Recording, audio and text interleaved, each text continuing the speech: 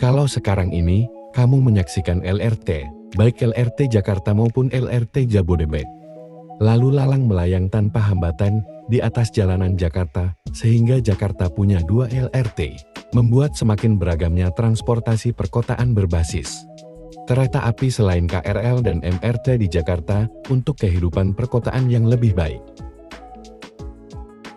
Namun tahukah kamu bahwa kedua LRT yang ada di Jakarta sebenarnya merupakan penggantian dari proyek monorail yang gagal dan mangkrak? Bagaimana itu bisa terjadi? Semua berawal dari Jakarta. Sebagai ibu kota mengalami banyak permasalahan.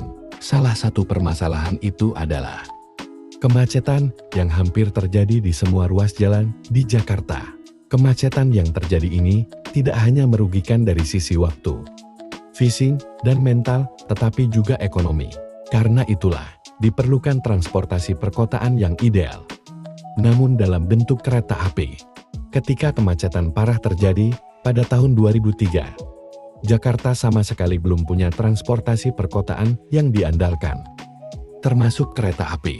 Dari situlah salah satu BUMN, Adikarya, membentuk sebuah konsorsium untuk mewujudkan sebuah transportasi perkotaan yang ideal dalam bentuk kereta api, dan dipilihlah monorail. Alasan pemilihan monorail sendiri, karena salah satu moda transportasi ini dianggap ringan, ringkas, namun cepat, serta bisa bawa banyak penumpang.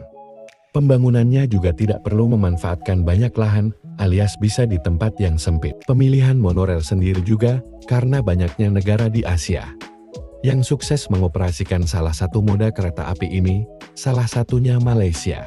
Lalu mulailah dibuat tiang-tiang pancang monorail pada rute awal yang disepakati. Kampung Melayu Kasablanka Tanah Abang.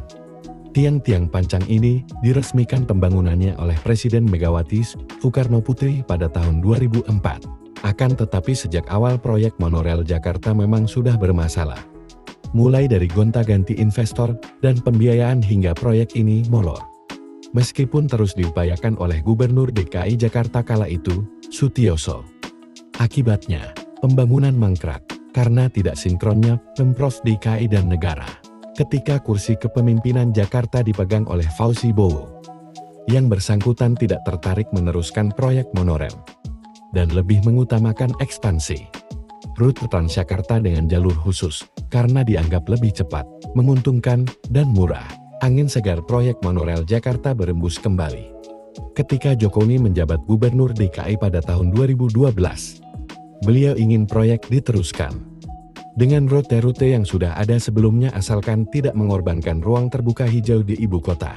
Pada masa ini pula, tahun 2013, saat proyek monorail Jakarta kembali digulirkan, Adikarya kembali ikut nimbrung dengan membuat rute monorail mereka sendiri, Kuningan Cawang Cibubur, yang merupakan cikal bakal rute LRT Jabodebek. Namun, lagi-lagi proyek monorail Jakarta tersandung masalah. Kali ini, mengenai skema pembiayaan oleh investor yang tidak jelas, membuat Gubernur DKI kala itu, Basuki T. Purnama, tidak menyetujui dan bahkan meneruskan proyek yang sudah tidak dianggap menguntungkan. Apalagi pihak monorail Jakarta berniat membangun depo di Waduk Setiabudi, yang sangat ditentang Ahok karena bisa memperparah banjir Jakarta. Proyek monorail Jakarta benar-benar dihentikan pada tahun 2014.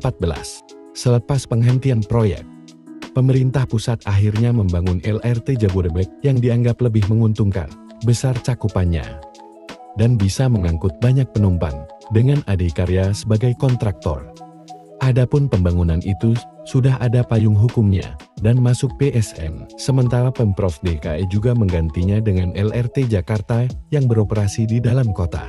Lalu, apakah proyek pembangunan monorail akan kembali diteruskan? Kenyataannya tidak sama sekali.